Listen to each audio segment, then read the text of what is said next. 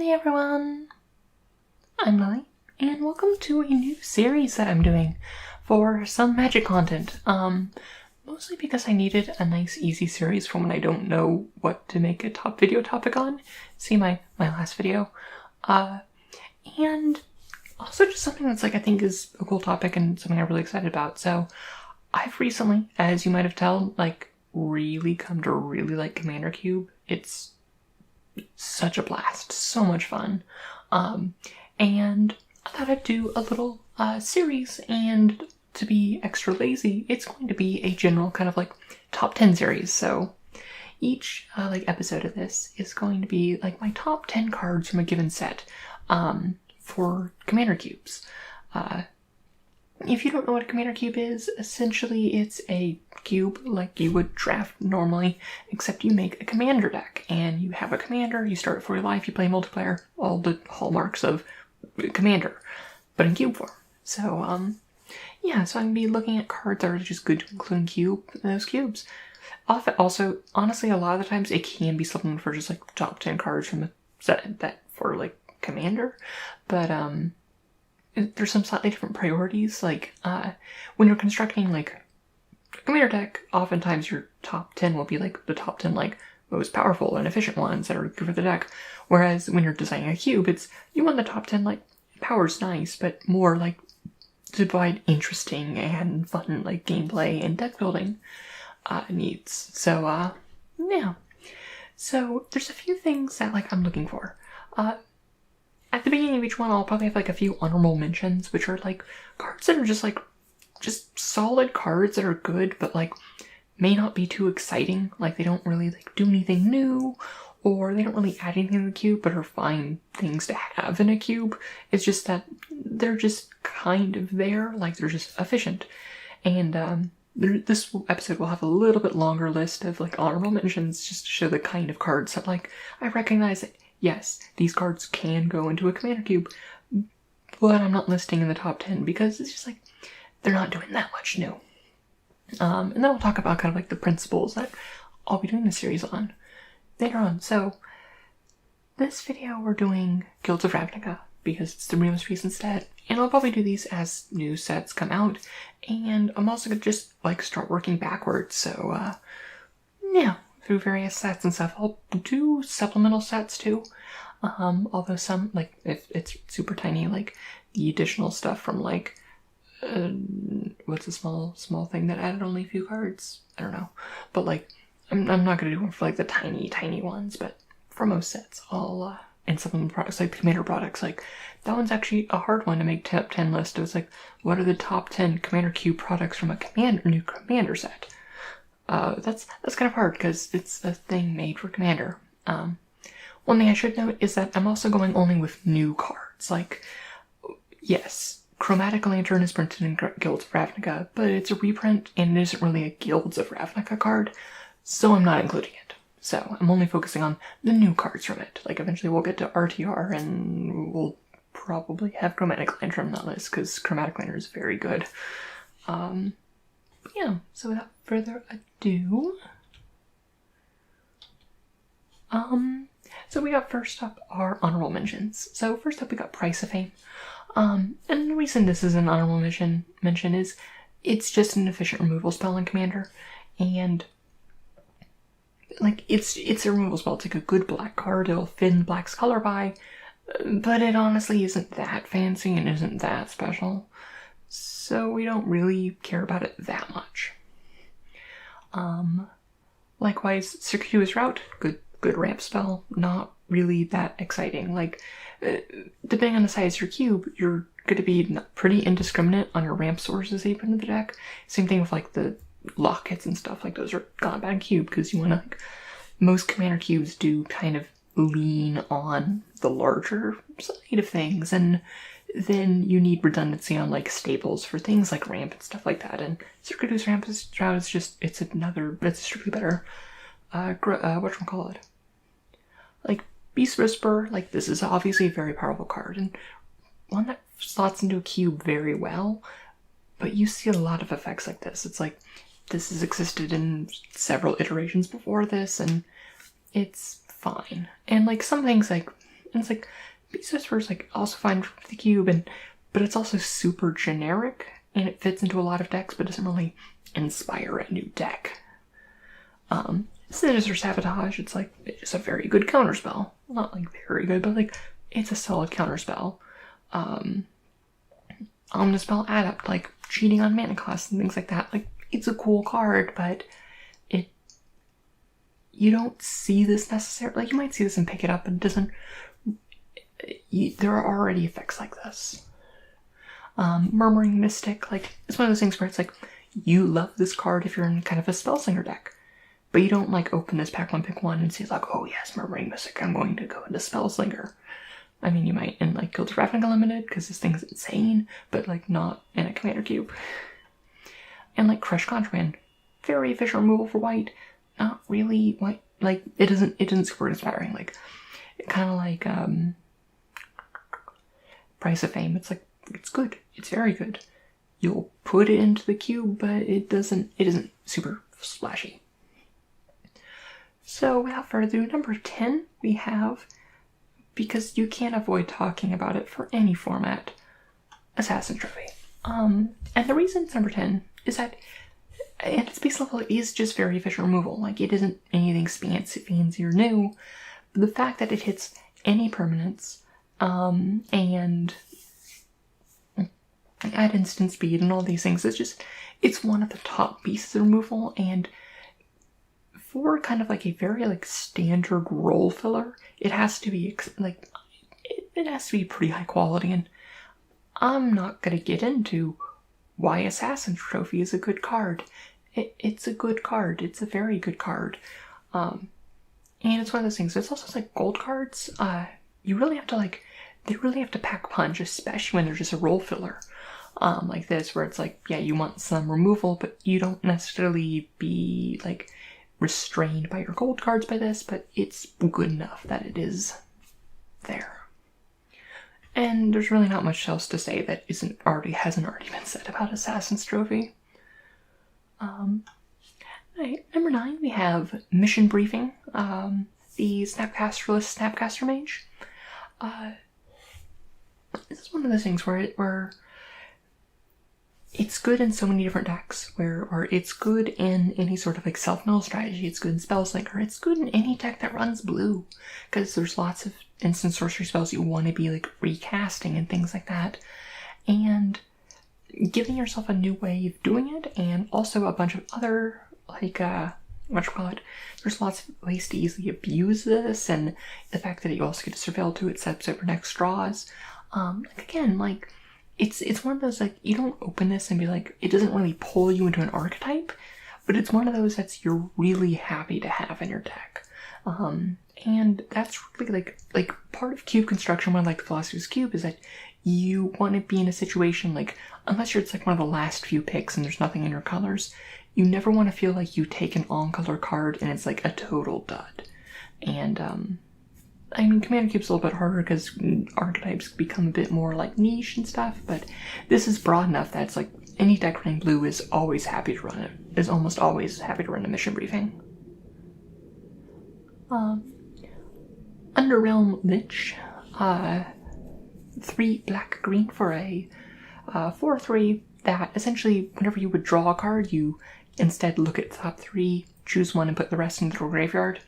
You can also make it indestructible, so it can actually, for paying for life, so it survives through a lot of board wipes, and between the card selection and the graveyard filling, it's really nice. Like, one thing that, like, is hard in Cube is that it's hard to have both cards that, like, a lot of the graveyard decks want to be milling creatures into their graveyard, but a lot of the things that are good at milling cards aren't creatures or instant sorceries, and having them together on one thing is very useful.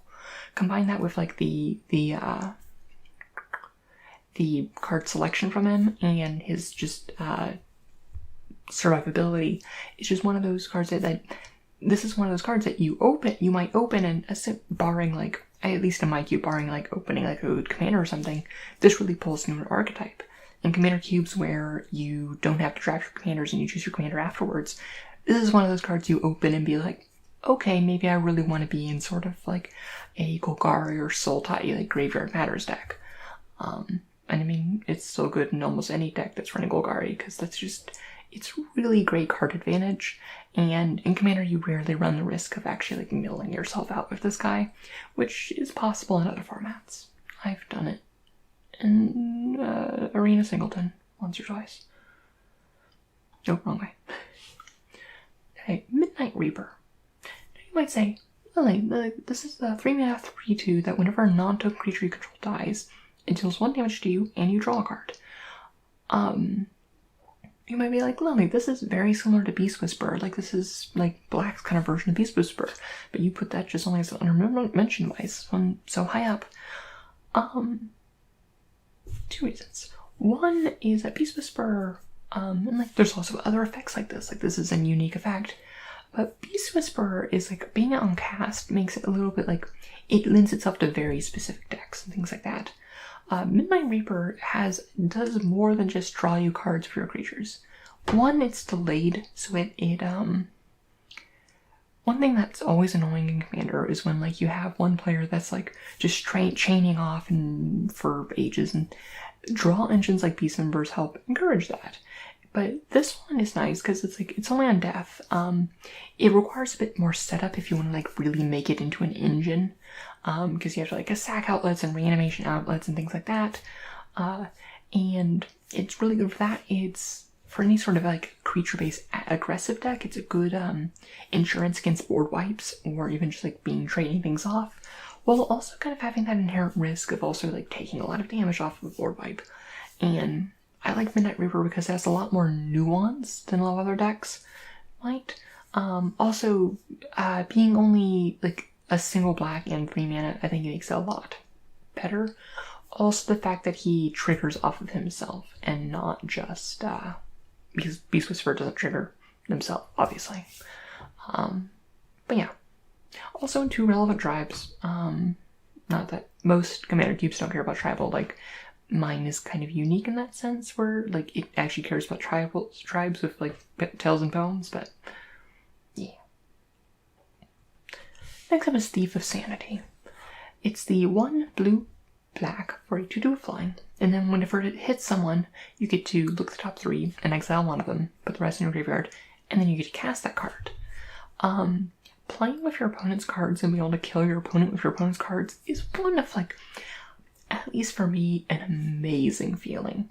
And while like Thief of Sanity isn't one of those things that you open and you're like, oh yeah, this is really cool, it's one of those, it's a card that when you play with other people's cards, that really is one of those moments that really makes lasting memories and impacts, like both for the person playing it and being killed, like being killed by like your own like combo pieces or big beater. Like I still remember, like it was like months ago, but I remember when I died because someone Gauntied and fan caught Emrakul off the top, and then cast my own Emrakul, took care of my turn, took control of my own turn, and then what was that? I had some like life, like PayX life outlet, and just killed me outright. And it was a really cool situation. It's like a really cool game memory, and things like Thieves of Sanity and these kind of effects kind of like help create that like cool narrative. Like obviously it doesn't feel good when you get killed by your own stuff, but it's one of those like neat situations, and like creates lasting wholesome memories by a weird nightmare specter here to steal your sanity, I guess. On the same vein, we have Mnemonic Betrayal, which is 1 blue and a black. Essentially, you exile the cards from your opponent's graveyard so you can cast them this turn. So it's kind of like an inverted Yawgmoth's Will in some ways. But yeah. You get to essentially just play with it from the graveyards, and like in limited, it's only okay and things like that, and like there's not really much stuff in standard, but in Commander, like because it's in other formats where you don't have so much mana, it's like you play 3 mana for this and you're not able to cast that much. And this one like kind of like lets you, like in Commander you have a lot more mana, and games tend to go longer, and graveyards will be a lot fuller, and allows you like a lot of cool plays and avenues and things like that. Like this is one that like it benefits a lot of strategies. Like it helps benefit if you're trying to make like a mill strategy work or things like that. And yeah, no, it's one of the, it's very like Thief and Sand and Mnemonic Trail are very in the positions they are for very similar reasons, where it enables kind of those like very like memorable plays. Yeah. Okay, next up we got Chance for Glory, which is 1 red and a white. And one thing that I consider when I make these choices is that cards that make Boros better. Because Boros in red and white officially, as you very well know, is not the best color combination in Commander. And Chance for Glory is one of those where it just does a lot. It's so often these kind of like aggro decks, both like Boros, Mardu, and like any of these like very aggressive creature decks. Oftentimes just one more turn is all they need, and an extra turn spell in that. Also giving them indestructible can be a complete blowout. The fact that it's an instant. Also the fact that like they can have ways to just ignore they lose the game. But it's just one of those like really cool like sweeping finishers that you don't often see in a lot of other situations, and in a color combination where you don't get these effects very often. I like it a lot more than I do, say, Glory's End, because Glory's End doesn't work as well in multiplayer. But Chance for Glory is just, it's so good. It's so good. Like, I mean, I don't think it's so good, but it's really good for what these colors want to do. And it's one of those cards where if you pick it up, it's like, you know what, I'm glad I'm in Boros. Like, you won't have, like, I'm not a Boros player, but I want the people who play Boros in Commander, in my Commander cubes, to be happy that they chose Boros and not feeling like they're getting cheated out, because Boros is historically one of the weakest color pairs in that. Oh, wrong way again. And in the same vein, Experimental Frenzy. It's the red Future Sight, and red's weakest thing is card advantage, and Experimental Frenzy is a really cool way of giving yourself card advantage. And essentially you can play with the top card of your library, but you can't play with your hand, so it lets you like do a lot of cool chaining and things like that, and it just helps you get around the disadvantages of red. And that really makes it really high for me, because you need to get like filling out blue and black and green, like they have enough staples in Commander to like have them stand on their own very well. Even white has a fair amount of like while white is weak in terms of things like card advantage, white has enough things in Commander that like makes it really have a firm footing, like great removal, board wipes, good like token generation and things like that. Red doesn't have that much to stand on. Red is there's very few things that red does in Commander that's relevant in Commander that other colors don't do. Like, what's red best at? Direct damage, being very like it's good. Haste enablers, which is relevant for Commander, but that's not that huge. Artifacts do that. Like direct damage, like and other things like Burn's an archetype, but Burn isn't really an archetype in Commander outside of like specific things like Vial Smasher, but even that's not mono red. And just really giving red support. Because, I pity the worst color. I don't like red. Red's bad. But you know what? I take pity and I'll give charity to red in my cube, because it deserves it. We should look upon the less fortunate and lesser members of society. And that includes red players. I'm so sorry that you play that color. But I'll do what I can to make it so you're not terrible. And Experimental Frenzy helps do that. Now these last two are first up, I got Thousand Year Storm, and these are like the kind of like the pinnacle of like what I want in a card for a Commander cube. These are cards you open and it inspires you to be like, pack one, pick one. I open this and it's just like, yes, I want to build my deck around this card. I forgot to say something at the beginning of this. I am not including legendary creatures in these top 10s, because obviously legendary creatures are very good in commander cubes, and things that you can be used for commanders, it's obvious that like a lot of them are going to be good.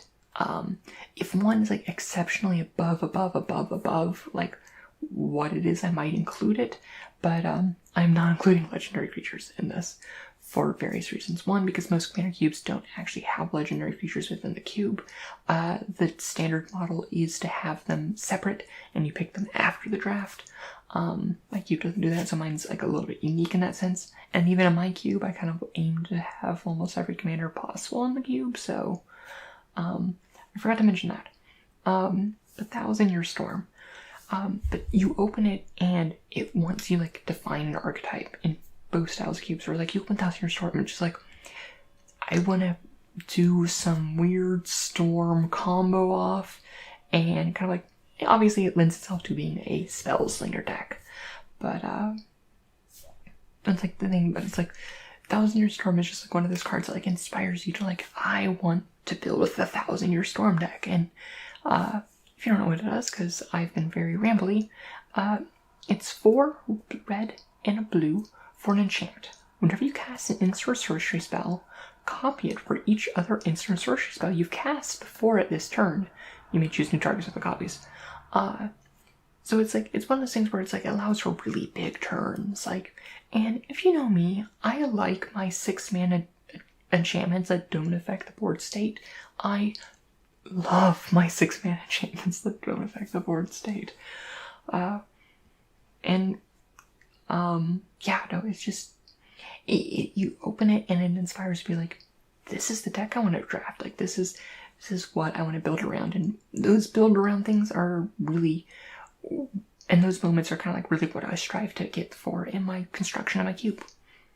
Which then leads us to number 1, which it's a very similar reason to 1,000-Year Storm. 1,000-Year Storm and number 1 are very close together. And number 1 is Divine Visitation. It's the 5-mana enchantment that turns any tokens you would create into Serra Angels.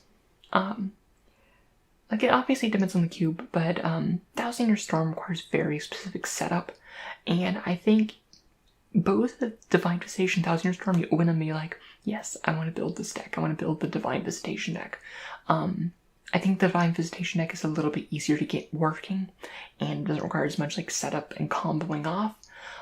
Because I think it's a lot more situations where you'll draft 1,000-Year Storm and the deck just doesn't come together. Like, obviously you can get cut on the right colors you need for Divine Visitation, and it doesn't work out that way, but it's easier to get a token deck than it is to get a weird storm deck to work in EDH. But yeah, no, it's just Divine Visitation. It's like you open this and like be like, you know, I don't care about like the Cyclonic Rift in that pack. Like, it's what card is cool enough and inspires you to build a specific deck that you would take it over like Cyclonic Rift, pack 1, pick 1, or like any like the staples of it. Like, would you take it over like Soul Ring, pack 1, pick 1, just to build that fun deck?